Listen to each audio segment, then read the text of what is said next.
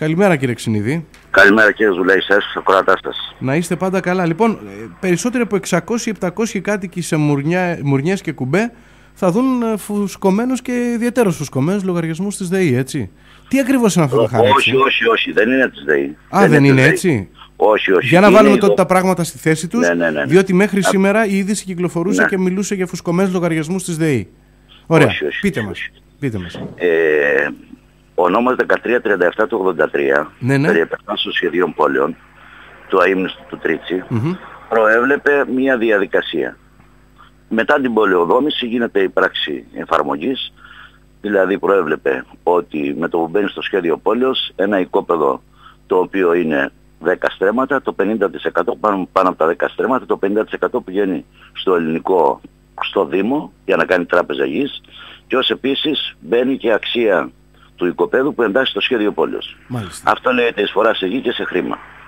Αυτό λοιπόν από την νομοθεσία προβλέπεται ότι όταν τελειώνει η πολεοδομική μελέτη και μετά η πράξη εφαρμογής που κάνει την κατανομή των οικοπαίδων, βγαίνει η εισφορά σε χρήμα. Αυτό λοιπόν έπρεπε από το 2000, στη συγκεκριμένη περίπτωση του Κουμπέ Μουρνιών, της πολεοδομικής ενότητας Κουμπέ Μουρνιών, που εγκρίθηκε η πράξη εφαρμογής, έπρεπε ο Δήμος να έχει κοινοποιήσει σε όλους τους ιδιοκτήτες τις εισφορές τις οποίες όφυλαν. Αυτό δεν το έκανε. Το πρόβλημα, να σας πω, δεν είναι αυτό. Το πρόβλημα είναι ότι κάποιοι κάτοικοι θέλουν να κάνουν κάποιες αγοροπολισίες ή μεταβιβάσεις εκεί. Πήγαιναν στο Δήμο Μουρνιών, έκαναν ένα διακανονισμό δόσεων όπως προβλέπει η νομοθεσία με το Δήμο, επήρωναν την πρώτη δόση και έπαιρναν και μια βεβαίωση, έκαναν τη δικαιοπραξία και έκτοτε δεν προχωρούσαν στις υπόλοιπες δόσεις. Δεν τους ειδοποιούσε ο Δήμος, δεν ξέρουμε ακριβώς τι γινότανε. Αλλά το πιο πιθανό είναι ότι δεν τους ειδοποιούσε ο Δήμος περί ληξιπρόθεσμου. Τότε βέβαια δεν υπήρχε ούτε η μηχανογάνωση ούτε η δυνατότητα. Δεν ξέρω τι συνέβαινε την εποχή εκείνη. Με αποτέλεσμα λοιπόν να τα βρούμε εμείς σαν νέος καλλικρατικός Δήμος.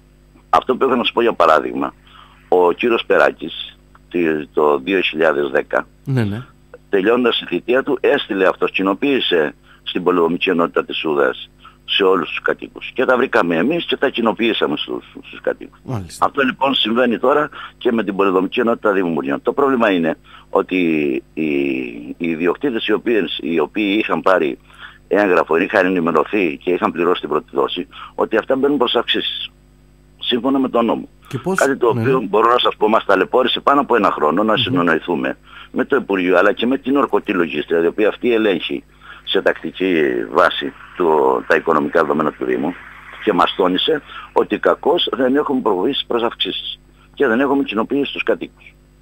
Γι' αυτό ακριβώς το λόγο υποχρεωθήκαμε, έστω και μετά από 13 χρόνια. Πώς θα γίνει η ίσπραξη, κύριε Ξινίδη? Πώς θα γίνει η ίσπραξη, πώς θα γίνει, με ποια διαδικασία? Η ίσπραξη, κοιτάξτε να δείτε, μέχρι 300 ευρώ είναι 12 μηνιαίες δόσεις. Μέχρι 880 ευρώ είναι 12 τριμηνιαίες δόσεις. Από 880 ευρώ και πάνω είναι 12 εξαμηνιαίες δόσεις. Πού καταβάλλονται αυτά? Πώς καταβάλλονται? Αυτά στέλνει ενημερωτικό έγγραφο η οικονομική υπηρεσία, κάτι το οποίο έγινε, και αυτά χρεώνονται στην οικονομική υπηρεσία, εξοφλούνται στην οικονομική υπηρεσία του Δήμου Χανίων.